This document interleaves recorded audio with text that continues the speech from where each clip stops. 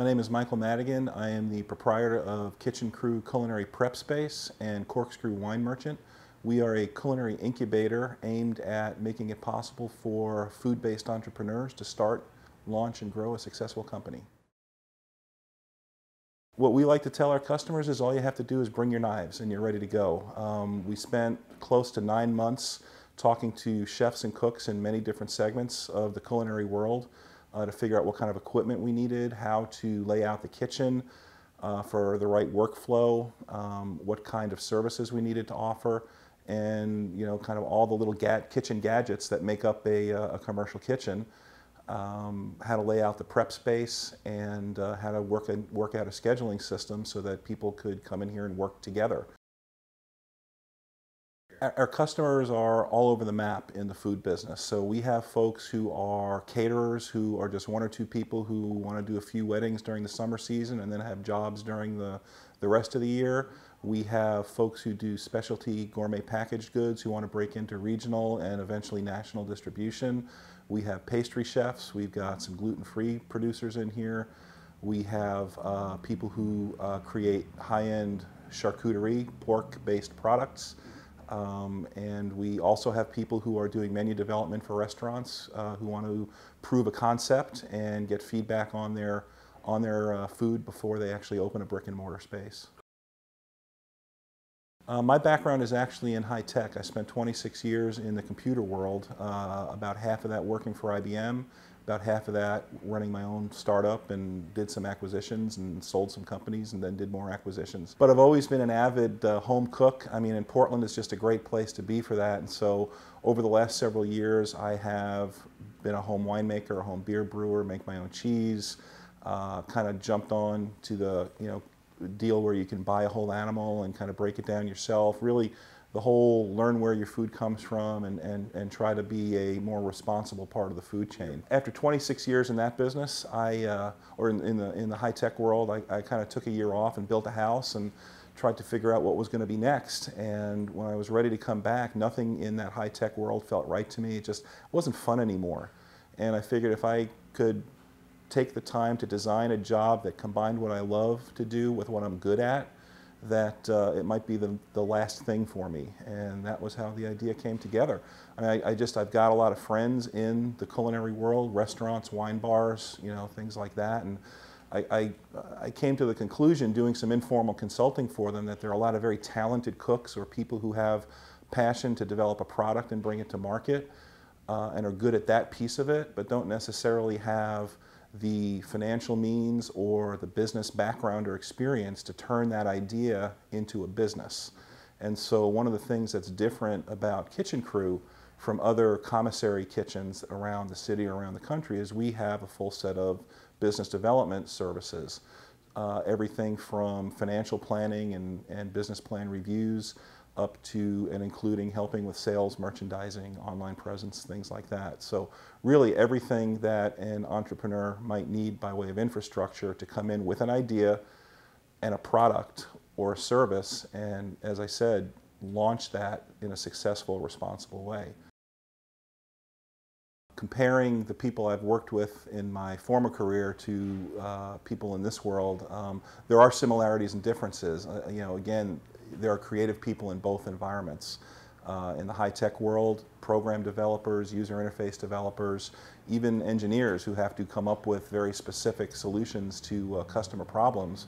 We always tried to hire and work with the most creative folks we could find who could always offer multiple alternatives to our clients. In the culinary world, I mean, again, to quote the mayor, culinary artists. I mean, that's really, at this level, that's what we've got. I mean, I think you see culinary artistry in people who run their own restaurants around town, so people can probably relate to name brand chefs here in Portland or national ones who create beautiful food that's innovative, that people love to eat and is different from what they get elsewhere. I have that with most of the people working here because, again, they're following a passion, they're following a dream, and they want to bring something unique to the city and, hopefully in some cases eventually to national distribution. And they express their creative, they have a different creative outlet, but maybe a few more piercings and tattoos than the developers do, but a very similar outlook. You know, we talked about the fact that it's not an early morning crowd because a lot of them are up working late, and when they're done working, they're off, you know, trying other people's food. So, you know, I think that there were some things that prepared me to manage some of those types of people. Not that I'm managing directly, you know, they're my customers, but we still have to manage them in this environment. And there are some things I'm learning that they're teaching me. We're a startup that helps other startups. So we've not been established a long time. It is somewhat of a new concept, not just in Portland, but anywhere. I did a lot of research leading up to starting the company, and I can only find 2 or 3 other similar kitchens around the country, and 2 of those are not-for-profits who have a mission and an endowment to support either specific ethnic groups or a specific class of workers. I can only find 1 other in Houston that was actually doing what we're attempting to do, and they were only 4 months ahead of us on their plan. So we've been corresponding, and it's, you know, kind of comparing notes, and since then 2 more have kind of popped up, one I think in Massachusetts and another one in either Austin or San Antonio, which isn't even open yet. So we're kind of learning as we go, and that's also very exciting because as much as you plan for a business, as you know, there's always going to be something that comes up, and I'm always, you know what I know, and I don't know what I don't know. What always scares me is when I don't know what I don't know. And so far, that's all been kind of pleasant. We haven't had any shocks or anything like that.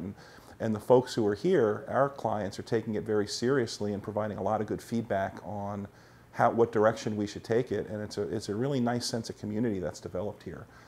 So that's one of the things I think I didn't necessarily foresee happening this quickly.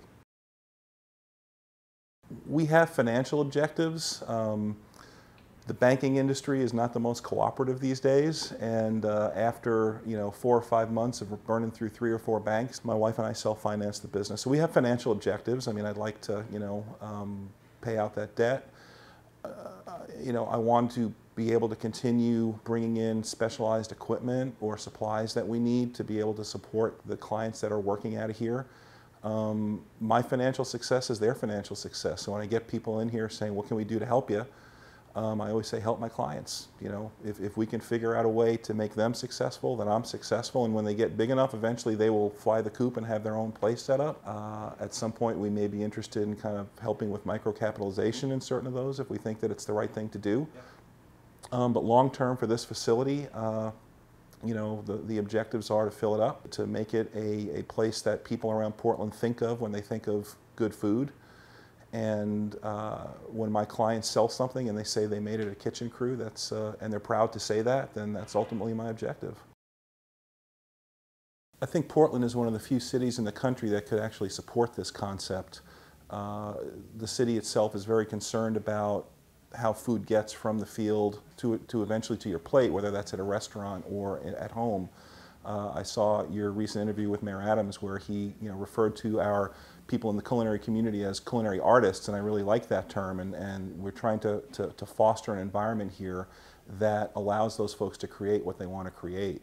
One of the things that's not been a surprise to me, but it has affected me more than I thought it would, is because these are all small business people, and many of them have day jobs. They're coming here off hours to do this, is they've got a dream and they have a vision and a passion for what they're doing, and that's really infectious. It rubs off on you in a way that I hadn't felt people being passionate about computers for a very long time. And it's one of the things that makes it fun to come here every day.